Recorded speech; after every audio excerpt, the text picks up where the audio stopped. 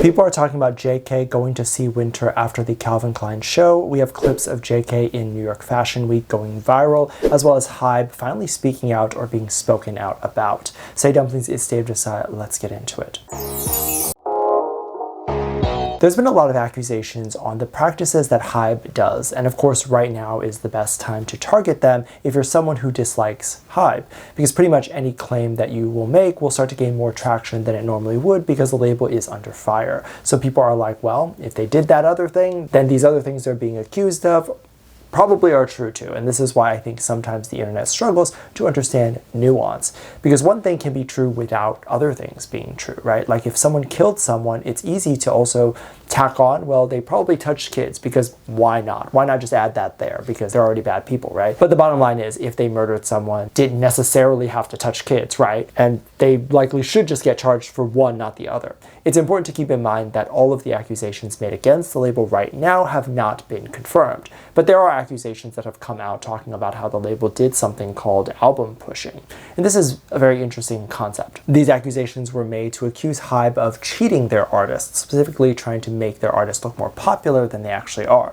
Now, neither the label nor anyone that's going against the label right now, or has gone against the label in the past, is accusing HYBE of doing this right now. This is mostly just a lot of people in the community looking at the numbers and kind of being like, well, this is not adding up, the math is not mathing. These accusations were put up against NewJeans and their sort of meteoric rise to success, with specifically people talking about as if their sales for their albums were slowly dropping week after week, and then suddenly, like after the 7th week, it had this huge surge of over like 100,000 in sales. This can definitely happen if the group did something like performed at a big venue or an award show, or they performed a song on the album in those big venues. Then it makes sense that they could see this huge rise as people were trying to listen to the other song. But this typically happens with very big shows like the Super Bowl or that sort of stuff, which of course the group did not do. So the label is being accused of essentially trying to fake these numbers. Now, there's a few things that I want to go over, which is, why would a label even want to fake these numbers, and are there any truths to these accusations?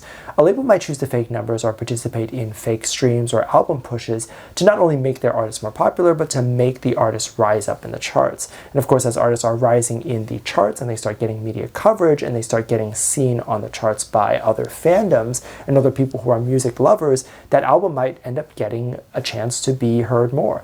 Because the question always arises, well, if it's fake sales, how is this going to help the artist? Well, in order to get on certain lists, you need certain numbers, and fabricating these numbers can sometimes help these artists reach that new echelon of success.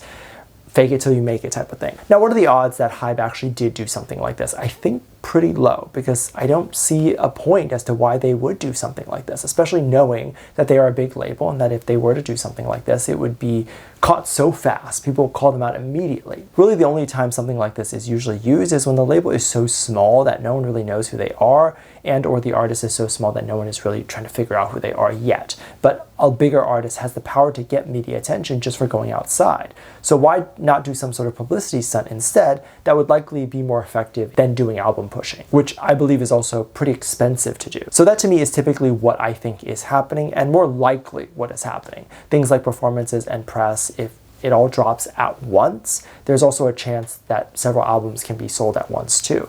So while the label won't exactly come out and speak about this, because these are definitely smaller problems compared to what they're dealing with nowadays, I want to say that they don't really have to come out to speak about it. It's pretty obvious to me, at least, and this is somewhat normal. Not the album pushing, but the numbers that we are seeing. Like, I don't believe anything that I've seen has been outrageously weird or out of the norm. So I don't think any weird practices are happening here.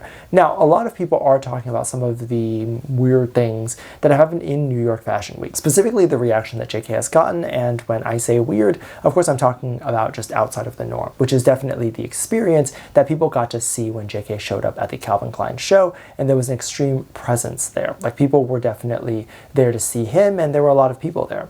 You can hear just how loud the screams were. You can just hear how much people wanted to see JK, and hopefully they got a small glimpse of him, which is great. It was interesting because while there definitely was an overwhelming amount of people, there did not seem like there was an extreme amount of shoving or pushing. I think for the most part, fans in New York or fans in America in general are pretty respectful of people's spaces, and they don't tend to run up or really invade someone's personal space to that extent.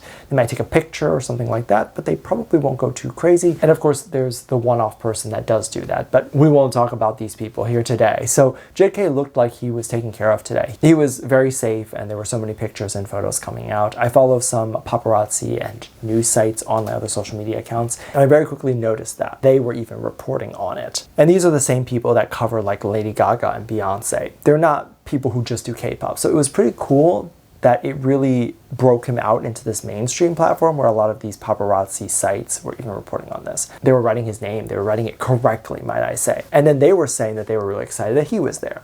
This, of course, is another marker for the group, and I think this is really big. I love that the group right now is trying to be a lot more of a celebrity, because obviously they can't release any music right now because they're trying to release that all at once later. But they're keeping their name in people's mouths right now by being a celebrity, going outside, getting their picture taken. The videos from fan sites, as well as videos from actual paparazzis, as well as videos from magazines and other editorial sites that were all there, have gone viral. So I'm sure all of your feeds were flooded with it. My feed was flooded with it as well, and that's really great. Now, one thing I will say is that I try to keep my feed global. I try not to have just one niche on my page, as I like to see what's going on around the world, not just what's going on in K-pop. So it popping up in my feed is a really big sign that this is making global noise. There was some debate as to what he was doing there and what his actual motive was. Obviously, he was there because he's the ambassador of Calvin Klein, and so that definitely makes sense. But a lot of people are also saying that he was there for such a short amount of time, with some people saying that it seemed as if he was only there for like 10 minutes before leaving. But I feel like 10 minutes would just be him getting out of the car, getting his picture taken, talking to everybody, and then that's it. And that would, be it. And he definitely did more than that. Videos show him in the front row looking at some of the looks and clapping and nodding and enjoying that. There are also no reports of if he left midway through the show or if he actually did finish at least one show, which would still be more than 10 minutes. However, the idea of him leaving early is not something that is unheard of. There's definitely a possibility that people are saying 10 minutes, but it's really more so a metaphor or hyperbole or something that to say that he was just there shortly. That is possible too, and it's not shocking that it would be the case if he did indeed leave very shortly. After all, if there was so much noise and attention on just his appearance, then the actual show itself doesn't get any coverage. Plus, the longer that JK stays at any venue and potentially becomes visible to the people outside, the more risk the entire building becomes, because there potentially could be one or two crazy people that will try to push through security and get to him. While yes, as I said, we are in America and people are not as crazy with celebrities here, the one or two people who are just off their rocker, that will be a safety concern. It of course makes sense that JK might be looking at the designs, he might be seen approving the designs and then just leaving. Especially when there's a crowd that big, right? It is really dangerous when that person that the crowd is there for stays around, because that is just not great. He did everything he needed to do, right? JK got his photos, he got what he needed and he dipped, and that's perfectly fine. He got what he came for, which was to get publicity for him and the brand. So obviously everyone's talking about Calvin Klein right now. He did his job. That's all he needs to do. So of course, with that said, there's no reason for him to stick around after that, because what is he going to stick around for? To go to the after party and really all of that stuff? There's no point to him doing that, right? It's not like he's going to get even more publicity after that. It's not like the brands are going to get more publicity after that. He got everything that he could get for that. Let me know what you think. Let me know your thoughts. Make sure you check out Patreon. I'll leave a link at the top of the description. Thank you so much for this lovely comment right here. Love you. Bye.